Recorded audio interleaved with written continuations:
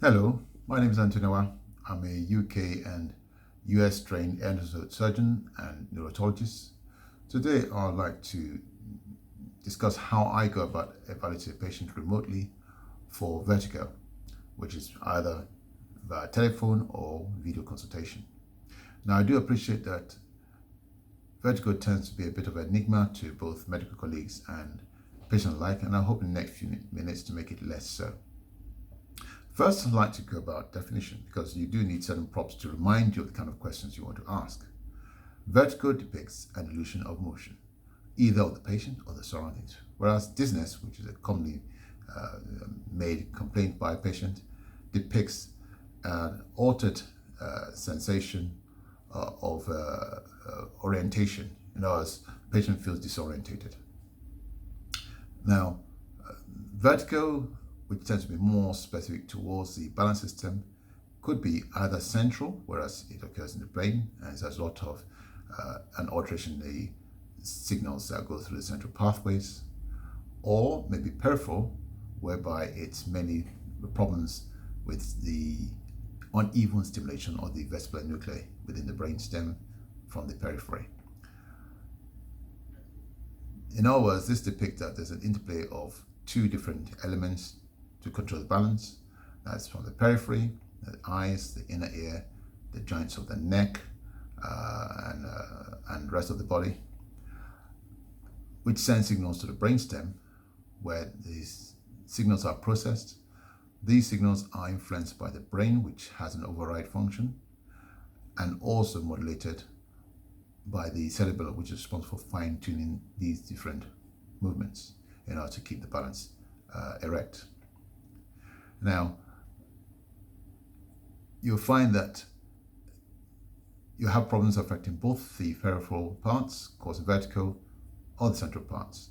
And it's worthwhile trying to make a distinction fairly early on what is central vertigo and what is peripheral vertigo. So questions will be directed at finding out whether the patient had a lot of constant upset, a lot of nausea and vomiting, or if they have hearing loss. And these generally tend to depict a peripheral loss, whereas if it's central, they tend to have less constant upset, it tends to be more insidious. Ataxia is fairly common with central vertigo.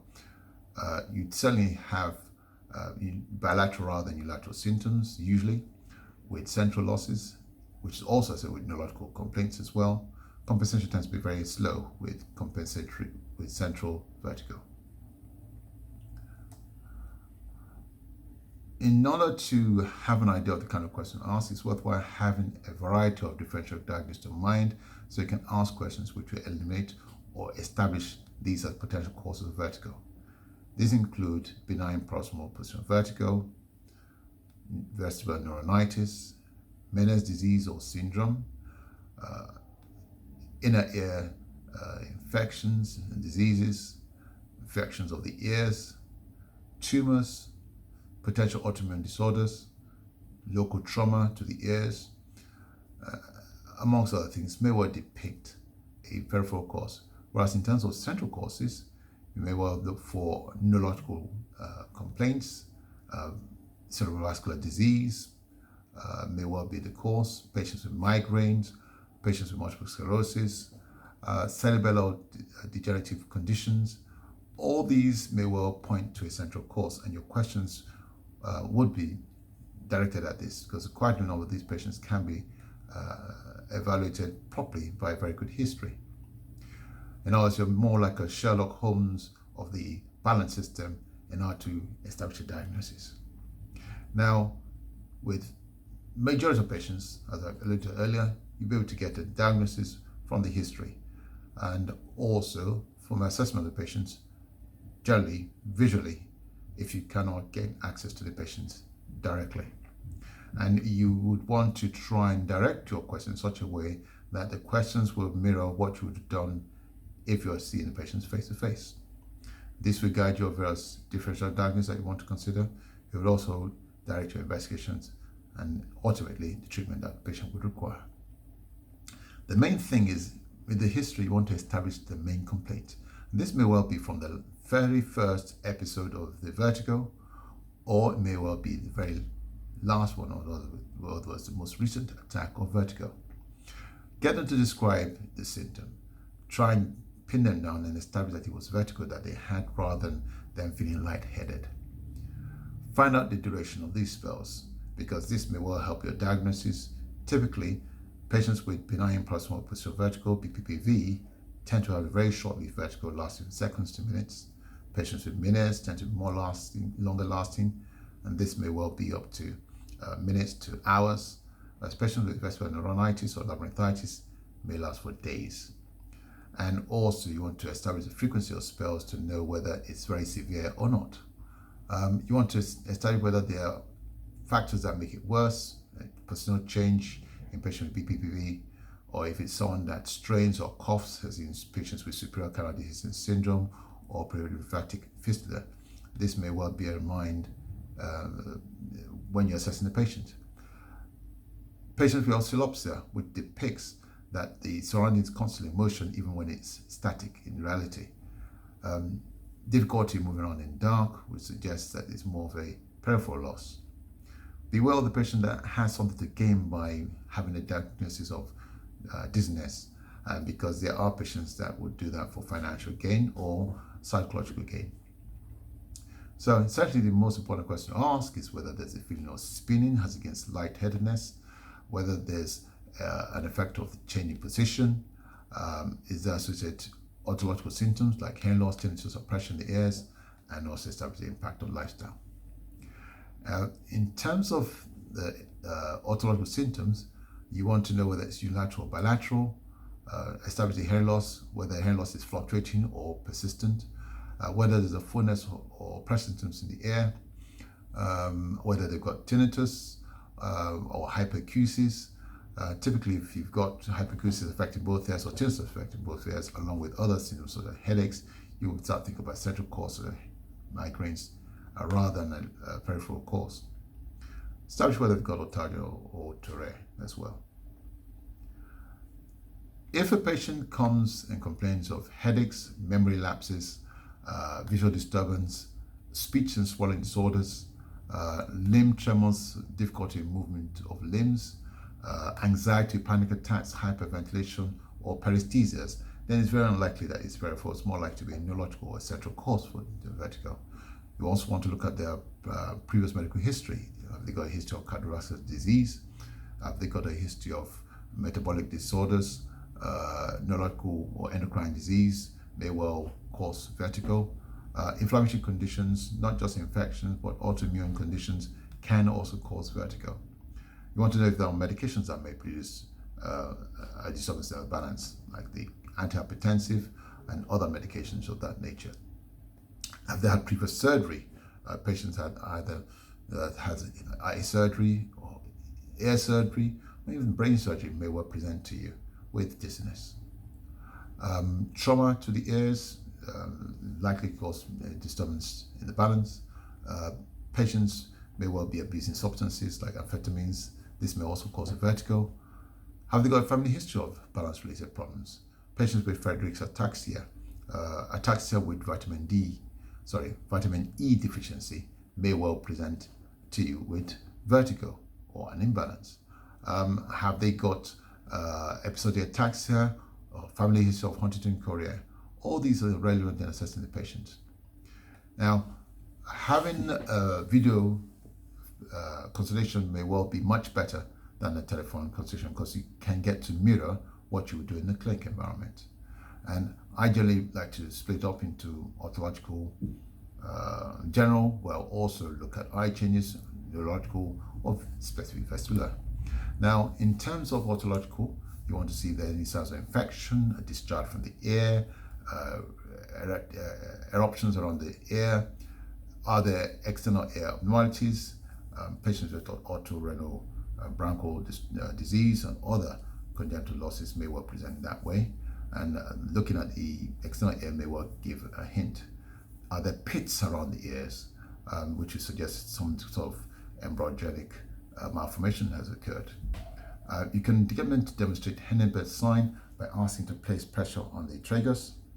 You could also do a whispering test, or rather you can ask You can ask the patient if they've got difficulty in listening with the telephone in either ear, or if they're able to hear sounds perfectly one side. Sometimes I do cheat and ask them to download a free app onto their phones where they can do a hearing test themselves and show me the printout. Having said that, that does not replace an formally done hearing assessment.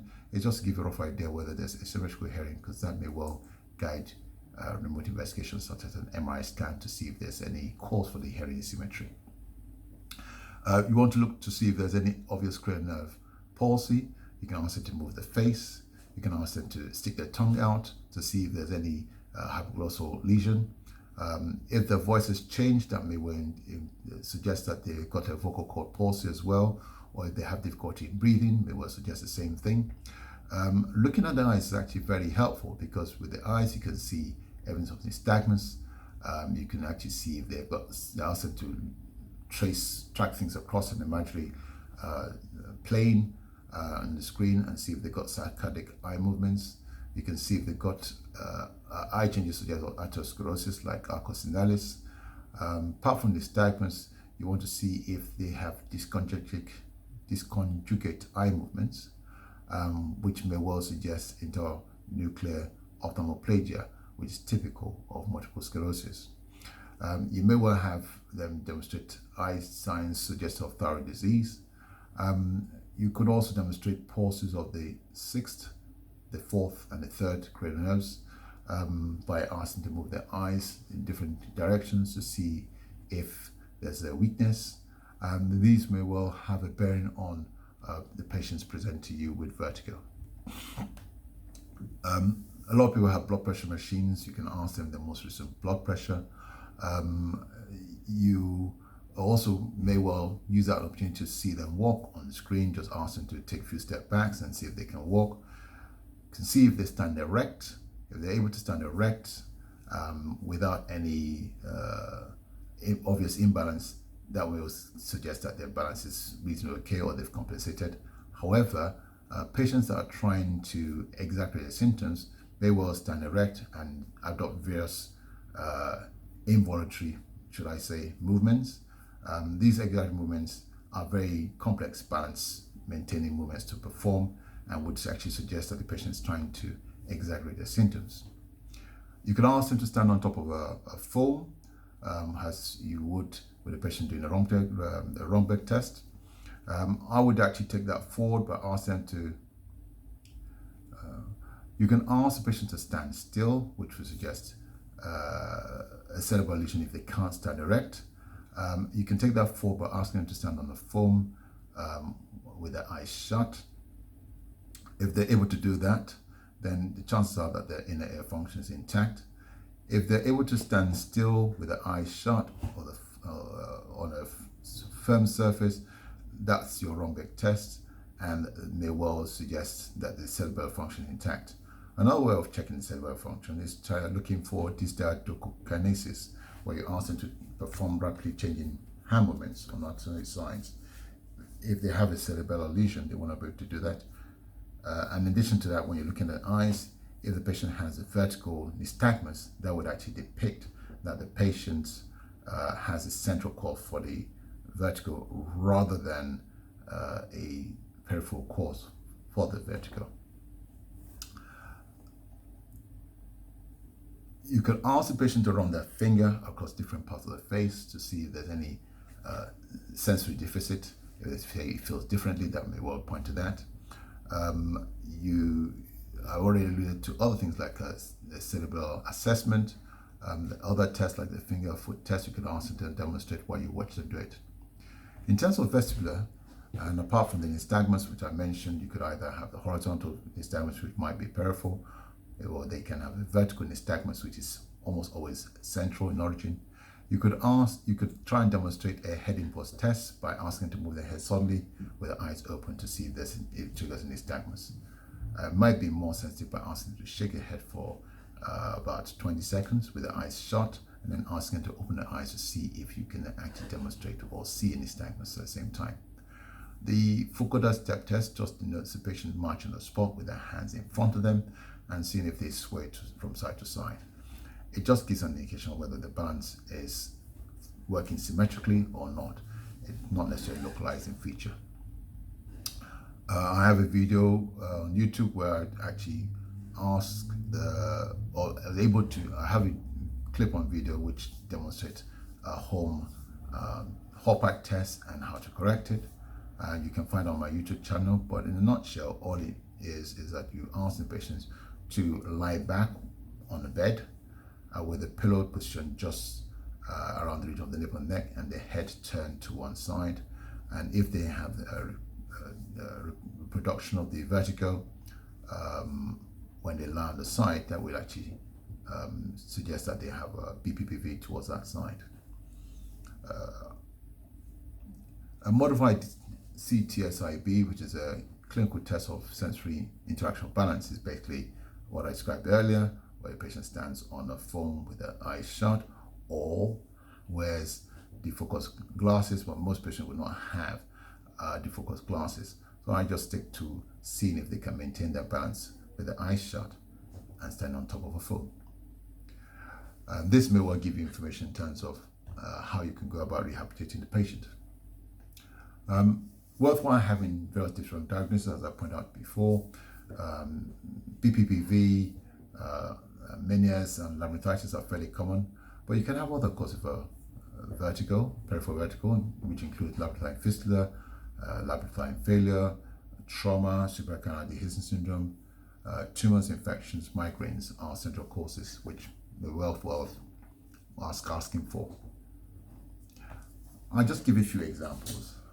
With BPPV, they typically have an episodic positional vertigo which lasts for minutes. They are chronically unstable, but they do have that short episode of vertigo when they change their position in bed.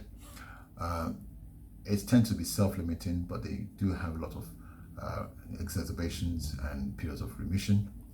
It's usually secondary to vestibular insufficiency, but this may well be you can have it as a result of vestibular insufficiency, head injury, or labyrinthitis, but most of the time people are not able to establish a cause. The diagnosis test is a Hoppack test, or fully known as a Dix-Hoppack test. Vestibular neuritis, typically patients have one severe prolonged episode of vertigo, nausea, vomiting, and diaphoresis, excessive sweating. Usually it's not so with any autological loss. Patient may go on to develop BPPV. Usually there's no recurrence of that severe vertigo, but what you do have will be periods of decompensation when they're unwell, or if they have a cold, or when they feel very tired. Meniere's syndrome, typically these patients would have episodic vertigo, fluctuating hearing loss, episodic tinnitus with oral fullness, usually one side. The patients with Meniere's disease are patients in which no underlying cause has been established. For us in Meniere's syndrome, there may be an underlying cause like syphilis, could be due to Cogan's syndrome, which is an autoimmune condition. Could be due to infections. Even patients with cholestoma may present initially with Meniere's syndrome type symptoms. Could be metabolic, uremia. Could even be patients with superior canal dehiscence. Patients with migraines may present that way.